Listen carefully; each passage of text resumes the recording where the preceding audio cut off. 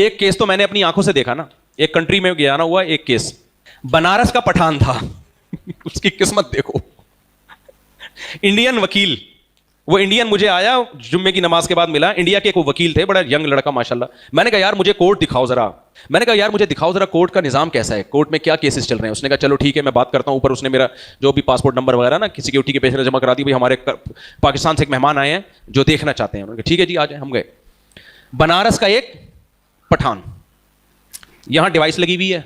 میں نے کہا شاید کوئی ہڈی بڈی ٹوٹ گئی ہے, اس کو جوڑنے کے لیے کچھ لگایا ہوا ہے. میں نے کہا کہہ رہی یہ میرا کسٹمر ہے, اس کا کیس میں لڑ رہا ہوں. میں نے کہا پتہ نہیں کیا ہو گیا بھائی, تو کیا کر لیا تو نے جو یہاں اس ملک میں کیوں کرمنل ایکٹیویٹی کرتے ہو. کہتے ہیں کچھ بھی نہیں کیا میں نے. ایک دن میں گھر میں بیٹھا ہوا تھا, میں نے اپنی بیگم سے بولا کہ میرا بھی دل چاہ رہا ہے میں دوسری کر لوں بس. کہہ رہا ہے خدا کی قسم نہیں کی میں نے, نہ میرا ارادہ. بیگم نے پولیس کو فون گھمایا. اچھا کہہ رہے ہیں بچے کو میں یہ کہتا تھا 11 بجے کے بعد موبائل نہ دیکھو, بچہ ویسے ہی چاہتا تھا کہ میں اندر ہو جاؤں. جب پولیس آئی ہے تو بیوی نے تو صرف اتنا کیس ڈالا کہ اس نے مجھے ذہنی ٹارچر کیا ہے, بچے نے کیس ڈالا کہ مجھے صبح شام مارتا کوٹتا ہے. کورٹ نے گواہ نہیں طلب کیے ہیں, بندے کو اٹھا کے کہاں کر دیا اندر. 6 مہینے سے دولت اس کی لٹ گئی, سب برباد ہو گیا وکیلوں پہ عدالتوں پہ, اب تک کیس سے بری نہیں ہوا.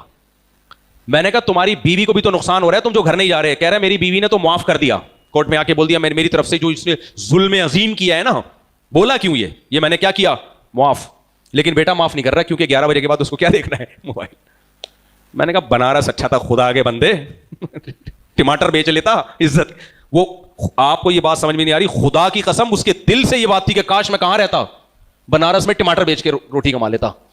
یار تمہاری اولاد تمہیں جیل میں ڈال دے, کیا رہ گیا یار باپ کے پاس, ختم سب ختم. اور وہ ڈیوائس میں نے کہہ رہے یہ 500 میٹر دور رہوں گا اپنے بچے سے بھی بیوی سے بھی. حالانکہ بیوی معاف کر چکی ہے.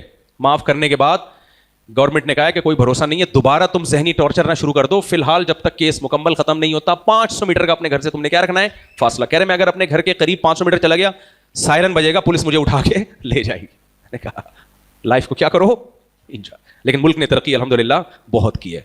تو لعنت بھیجتے کہ نہیں بھیجتے ایسی ترقی پہ؟